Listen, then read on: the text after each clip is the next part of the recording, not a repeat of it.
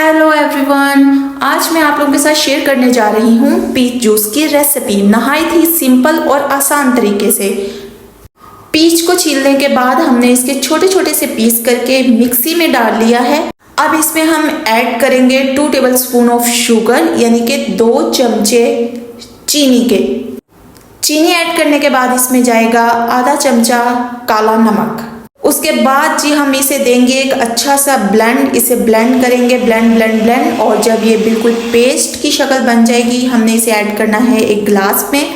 और उसके बाद हमने इसमें ऐड कर देना है कोई सा भी सोडा। आप कोई सा भी सोडा इस्तेमाल कर सकते हैं, 7 अप, स्प्राइट, जो भी आपका दिल करे। हमारा पीच जूस बनकर रेडी है। देखें जी कितना मज़ेदार और रिफ्रेशिंग लग रहा है और माशाल्लाह बहुत मज़े का बना था। आप गाइस ज़रूर ट्राई करिएगा और मुझे कमेंट्स में ज़रूर बताइएगा कि आप लोगों का पीच जूस कैसा रहा। Thank you for watching, bye bye.